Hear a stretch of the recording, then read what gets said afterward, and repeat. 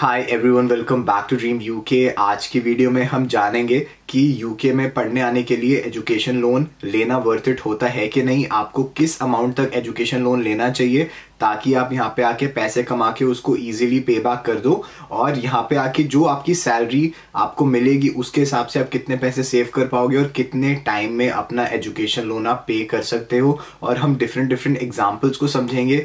यहाँ पे जो ग्राउंड लेवल सिचुएशन है उसके बेसिस पे मैं आपको बताऊंगा कि एजुकेशन लोन लेना यूके में वर्थ इट है कि नहीं। और ये वीडियो उन सभी के लिए इंपॉर्टेंट है जो आने वाले हैं यूके में एजुकेशन लोन लेके, या फिर जो स्टूडेंट्स अभी यूके में पढ़ रहे हैं जिन्होंने एजुकेशन लोन लिया है। क्योंकि मैं एक एक्सेल शीट में आपको एग्जांपल दूंगा और आप अपनी सिचुएशन के हिसाब से उसमें फिगर्स बाद में चेंज करके अपना खुद का असेसमेंट कर सकते हो कि आप कितना एजुकेशन लोन ले सकते हो और आप उसको कब तक और कैसे पे कर पाओगे। So let's start the video. So जैसे कि आप देख सकते हो कि मैंने यहाँ पे काफी सारी चीजें ऐड करी हुई हैं शीट पे। तो मैं आपको बताना चाहता हूँ कि इसमें मैंने बहुत सारे फॉर्मूलाज यूज करे और मैं आपको फटाफट से समझा देता हूँ इसमें है क्या क्या। बट इस शीट को आप बाद में खुद से डाउनलोड करके एडिट भी कर सकते हो और अपने हिसाब से समझ सकते हो। बट इसमें मैं कुछ चीजें हैं जो आपको डिस्क्लेमर के तौर पे बताना चाहता हूँ। इसमें जो मैंने कैलकुलेशन करी है कि आप कितने पैसे कमाओगे, कब लोन पे करोगे, उसमें मैंने आपकी जो इनकम है जब आप पढ़ाई कर रहे होगे उसको काउंट नहीं करा।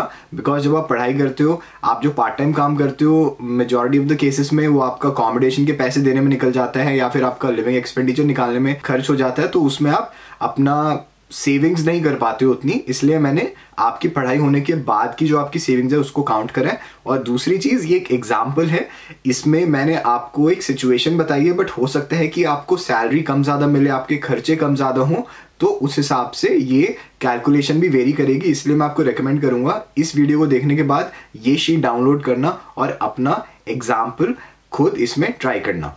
तो सबसे पहले आप देखोगे कि यहाँ पे मैंने लिखा हुआ है पाउंड्स टू इंडियन रुपीज का कन्वर्जन रेट। इसमें आप फॉर्मूला देखोगे कि मैंने 1.5 थोड़ा कम करा हुआ है। एंड ये इसलिए करा है क्योंकि जब आप यूके से इंडिया में पैसे भेजते हो, जो भी प्रोवाइडर होगा वो अपना थोड़ा कमीशन काटता है, फी काटता है, तो उस वजह से थोड़ा पैसा कम होके मिलता है। जो गूगल पे रेट दिखता है एग्जैक्टली उतना नहीं मिलता, तो इसलिए मैंने यहाँ पे थोड़ा इसको काटा हुआ है। उसके बाद यहाँ पे यूके टैक्स कैलकुलेटर का लिंक है जिसपे आप जाके अपनी आफ्टर टैक्स इनकम चेक कर सकते हो। और यहाँ पे मैंने एक्सिस बैंक का ईएमआई कैलकुलेटर डाल रखा है जिसमें आप देख सकते हो कि आपको कितने लोन अमाउंट पे, किस इंटरेस्ट पे और कितने टेन्योर में उसको पे करना और आपकी मंथली ईएमआई आपको कितनी पड़ेगी। तो आप देखोगे यहाँ पे मैंने सैलरी ली है 30,000 पाउंड्स की। तो सपोज आप 30,000 पाउंड से स्टार्ट करते हो, ठीक है। उसके बाद जो आपकी आफ्टर टैक्स सैलरी होगी वो बनेगी लगभग इतनी। ये ईयरली सैलरी है, तो आपकी after tax salary approximately 25,000 pounds बनेगी, जिसको अगर हम मंथली देखते हैं तो मंथली बेसिस पे ऑलमोस्ट 2100 पाउंड हो जाता है। मैंने मंथली एक्सपेंडिचर लिया 1600 पाउंड, जिसमें मैंने आपके रेंट, बिल्स, पर्सनल एक्सपेंडिचर को लिया है। अगर हम मंथली एक्सपेंडिचर को देखें तो यहाँ पे सबसे बड़ा खर्चा आपका अकोमोडेशन का होता है, और अकोमोडेशन की कॉस्ट आप कम कर सकते हो by opting for student accommodation. और स्टूडेंट अकोमोडेशन के लिए मैं आपको एम्बर स्टूडेंट के बारे में बताना चाहता हूँ कि एम्बर स्टूडेंट एक बहुत अमेजिंग ऑफर लेकर आई है। अगर आप अभी तक यूके में पढ़ने नहीं आए हो और आप सितंबर इनटेक में आने वाले हो पढ़ने, सो 15 अगस्त तक अगर आप स्टूडेंट अकोमोडेशन बुक करते हो डिस्क्रिप्शन में दिए गए लिंक के थ्रू, तो आपको 50 पाउंड्स का कैश बैक मिल जाएगा जब आप मूव इन कर जाते हो अपनी अकोमोडेशन में। और उसी के साथ साथ आप में से एक लकी विनर का पूरा 1 महीने का रेंट फ्री कर दिया जाएगा। जो लकी विनर की अनाउंसमेंट है वो लास्ट वीक ऑफ अगस्त में होगी, और जो ऑफर है 50 पाउंड्स कैशबैक का, जो लगभग 5,000 रुपए या उससे थोड़ा ऊपर ही बनता है, वो आपको 15 अगस्त तक अवेल करना है। उसके बाद आप नहीं कर सकते हो। तो एम्बर स्टूडेंट पे आप जाके अकोमोडेशन लोगे तो आपको जितने भी अकोमोडेशंस मिलेंगे उनके टोटल बिल में सारे यूटिलिटी बिल्स कवर होते हैं। आप पहले से डिसाइड कर सकते हो कि आपका क्या बजट है, किस रेंज तक आपको अकोमोडेशन चाहिए, और आप अपना बजट पहले ही प्लान करके चल सकते हो। इससे आप स्टूडेंट वीजा के दौरान पैसे बचा पाओगे, और जो मैंने आपको कैशबैक बेनिफिट बताया वो भी आपको मिलेगा। इसके बाद हम आगे बढ़ते हैं वीडियो में। अगर हम इसमें से टोटल आफ्टर टैक्स इनकम में से मंथली एक्सपेंडिचर हटा देते हैं तो हमें मिल जाएगी मंथली सेविंग्स, और अगर हम उसको GBP टू INR के रेट से मल्टीप्लाई कर देते हैं तो आपको पता चल जाएगा कि इस सैलरी पे आप रियलिस्टिकली कितने इंडियन रुपीज सेव कर सकते हो on a monthly basis.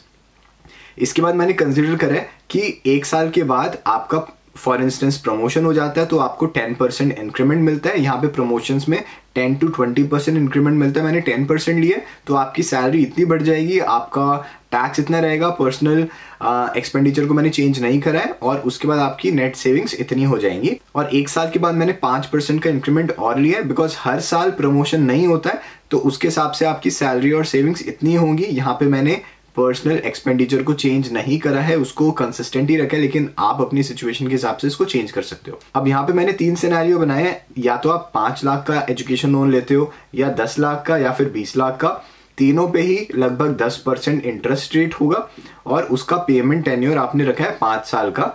And EMI calculator जो मैंने यहाँ पे डाला था एक्सिस बैंक का, उसके हिसाब से 5 साल का जो लोन है 5 लाख रुपए का, उसकी EMI लगभग 10,500 बनती है। 10 लाख में वो 21,000 के आसपास बनती है, और 20 लाख में लगभग 42,000 रुपीज के आसपास बनती है। और ये आपका टोटल पेमेंट अमाउंट होगा कि आपको इंटरेस्ट प्लस प्रिंसिपल कितना पे करना है। ठीक है, तो अब हम आते हैं इस टेबल पे। तो समझो आपने 12 महीने की अपनी स्टूडेंट वीजा पे पढ़ाई कंप्लीट कर ली। अब आपका जो 13th मंथ है, 14th मंथ है, 15th मंथ है, इन तीनों मंथ्स में आपकी जॉब नहीं लगी थी, आप ढूंढ रहे थे जॉब, और उसके बाद आपने ग्रेजुएट वीजा ले लिया। ग्रेजुएट वीजा पे आपका पहला महीना, लेकिन उसमें भी आपको जॉब नहीं मिला, फिर से ढूंढ रहे थे, लेकिन उसके बाद से आपकी जॉब लग जाती है और आपको सैलरी मिलनी स्टार्ट हो जाती है। तो अब देखो यहाँ पे ग्रेजुएट वीजा 2 साल का होता है, तो मैंने ग्रेजुएट वीजा, ये G1 मतलब ग्रेजुएट वीजा का पहला महीना, इसको G24 तक लिया है, और स्टूडेंट वीजा पे मैंने एक्स्ट्रा 3 महीने लिए, क्योंकि उसके बाद आप ग्रेजुएट वीजा पे शिफ्ट कर सकते हो। तो G2 से आप देखोगे कि आपकी मंथली सेविंग्स इतनी स्टार्ट हो गई जितनी आपकी स्टार्टिंग सैलरी थी उसके हिसाब से, और यहाँ पे क्यूमुलेटिव सेविंग्स है कि आप कितनी सेविंग्स जोड़ते जा रहे हो। ठीक है, अब आप देखोगे कि अगर आपने 5 लाख रुपए का लोन लिया है तो आपकी सेविंग्स हो जाती हैं G14 में इतनी कि आप अपने लोन के पूरे पैसे रिकवर कर लेते हो सेविंग्स के तौर पे। सो सिनेरियो 1 G14 तक आपका कंप्लीट हो सकता है। लेकिन अगर आप सोच रहे हो कि आप इसको और जल्दी कैसे कंप्लीट कर सकते हो, तो या तो आपको अपनी सैलरी बढ़ानी पड़ेगी या फिर आपको अपने खर्चे कम करने पड़ेंगे। तो देखो अब हम बात करते हैं सिनेरियो 2 की, जिसमें आपने लोन लिया था 10 लाख रुपए का, और आपको इन अ वे जो टोटल पेमेंट करनी होगी 5 साल में वो होगी लगभग 12,74,820 रुपीज। ठीक है, तो अब हम वापस से कैलकुलेटर में आते हैं। अब हमने देखा है कि 1 साल के बाद समझो आपकी सैलरी थोड़ी बढ़ जाती है, आपकी सेविंग्स भी थोड़ी बढ़ जाती हैं, तो उस केस में हम देखते हैं कि G22 तक आप इतने पैसे रिकवर कर लोगे कि आपका सिनेरियो 2 भी सक्सेसफुल हो जाता है।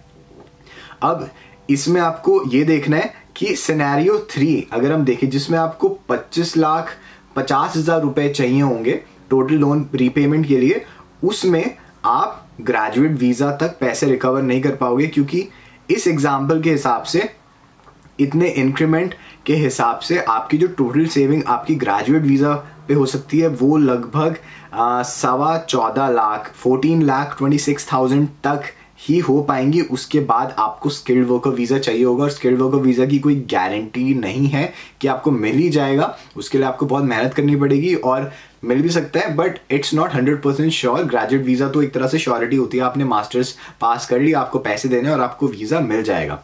लेकिन अगर आपको स्किल्ड वर्कर वीजा मिल जाता है तो स्किल्ड वर्कर वीजा पे 14 महीने काम करने के बाद आप इतना पैसा जमा कर पाओगे कि आपका सिनेरियो 3 भी कंप्लीट हो जाए।